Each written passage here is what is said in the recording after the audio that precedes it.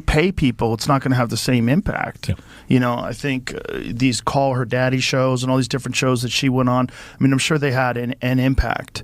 Yeah. But I think that in the future, I'm sure they're scrambling to try to create their own version of this show. Right. This is one thing that keeps coming up, like we need our own Joe Rogan. Right. But they had me. Well, number one, they had you. Number one, they had you. They had you and they drove you away. Is that number one? But they also have, ABC, NBC, CBS, CNN. Right, but that doesn't work anymore. That's like you're using smoke signals and everybody else has a cell phone. Yeah, that's right. It doesn't work. Yeah, that's right. That's right. It's just, it's a bizarre time. Kamala Harris has made her first statement after the election, and my God, I just have to say, do I have to say? When I saw this video, I thought, is she okay? She looks destroyed. Last time I saw her, she looked like this. She looks like she's been on a bender. Yes, a day after, Kamala chairperson came out to talk about Joe Rogan and Kamala Harris. This is what I'm now saying. ABC chair Kim Williams unleashes on Joe Rogan, claims he preys on people's vulnerability despite admitting that he never watches the show. So he never watches the show, but he is an expert on the show. Interesting. It is crazy to see how liberal medias are now struggling to bring out things about Joe Rogan simply because he deviated away from them. Joe Rogan was a Democrat for a very long time. These people did not use that opportunity. Now, when he changed his mind, they are saying this about him. I have a question about Joe Rogan, and you've sort of touched on elements of this in the US. He's obviously the world's most popular podcast host. He has 3 billion listeners. He's sort of managed to successfully capture that bro market in America. And his influence is such that in the wake of the US election, the Democrats have said that one of Kamala Harris's mistakes was that she didn't appear on his program. So I'm just wondering if you had any observations about what's behind the Joe Rogan effect, how you believe he's managed to so successfully capture this huge market. And then for us here in Australia, how would or should the ABC be going about capturing that kind of audience? Look, I'm not sure that I'm the right person to respond to that question. I am not a consumer or enthusiast about Mr. Rogan and his work. Shocking. I am not one of the 3 billion, and I'm unlikely to be 3 billion and one anytime soon. I think people like Mr. Rogan prey on people's vulnerabilities. They prey on fear, they prey on anxiety, they prey on all of the elements that contribute to uncertainty in society, and they entrepreneur fantasy outcomes and conspiracy outcomes as being a normal part of social narrative. I personally find it deeply repulsive, and to think that someone has such remarkable power in the United States is something that I look at in disbelief. I'm also absolutely in dismay that this can be a source of public entertainment when it's really treating the public as plunder for purposes that are really quite malevolent. Suddenly, this man is an expert to say a lot about Joe Rogan, despite admitting that he is not watching Joe Rogan. Then I begin to ask myself, how can you be saying things about someone you don't even look at? It therefore means you're pretending that you know Joe Rogan. If Joe Rogan took a decision to support Kamala Harris, you will not hear talks like this. You would not even see it. Yes, they will worship Joe Rogan. Now, because he deviated, we are hearing things like that. I understand that's how Democrat plays.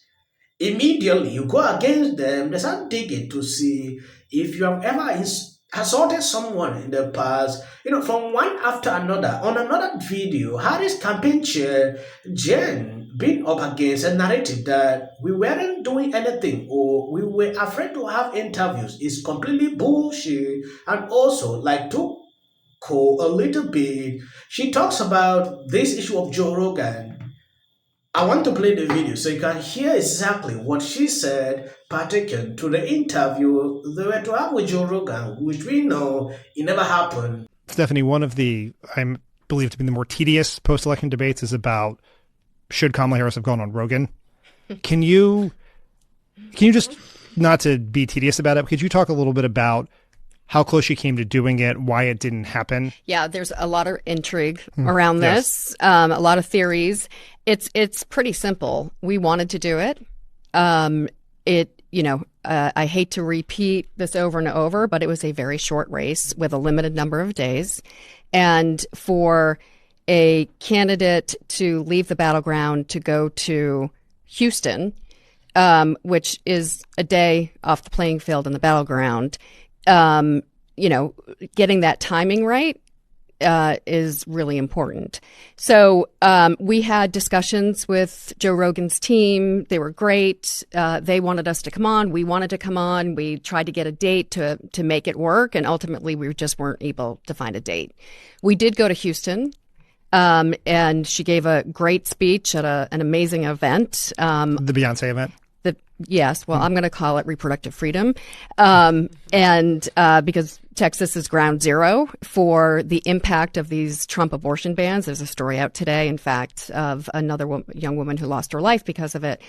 And we were hoping to be able to fit it in around that. And ultimately weren't able to do it. As it turns out, that was the day that Trump was taping his Joe Rogan.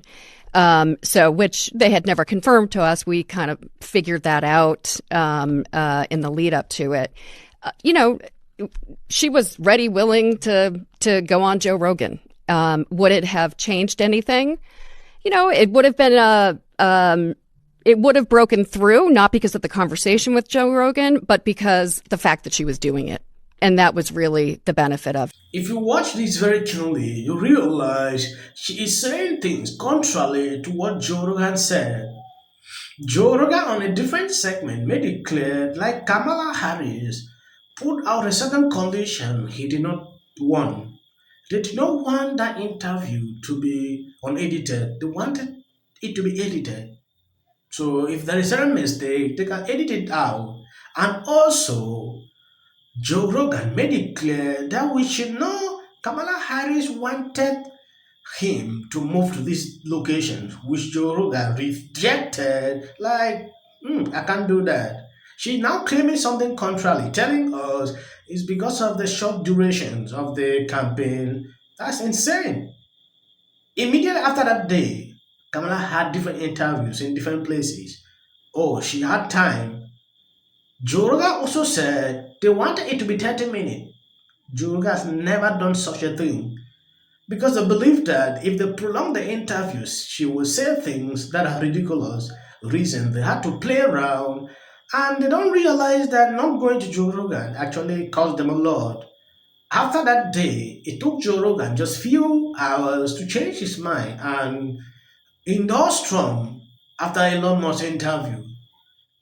Who knows? If Kamala went there, impressed Joe Rogan, he might have changed his mind. NBC News can now project that Donald Trump has won the state of Wisconsin. Former President Donald Trump will be our next president. But Donald Trump will become the 47th president of the United States. CNN projects that Donald Trump has been elected president, defeating Vice President Kamala Harris. Overnight, CBS projected Donald Trump the winner in Arizona. I have no interest in listening to a single Democratic politician ever again. In just 71 days, Donald Trump will be sworn in again. Street. The bottom line is no matter where you looked on the map, Kate Baldwin, no matter where you look, Donald Trump was improving on where he did 4 years ago. Just take a look at the final results. With Arizona now projected for Trump, he locks in a sweeping victory in every single battleground state. I think the more relevant question actually is what is wrong with America? You okay? I think I'm okay. Tell me what you're thinking. Well, I'm so proud. We were prepared for all scenarios, and each one of those scenarios, it was, how is Donald Trump going to finagle his way back into the Oval Office? Doing this. That's what she does. You know what? Donald Trump likes my music. Please register to vote. Look at this. She's only up by 15. Taylor Swift. I think people understand how easy.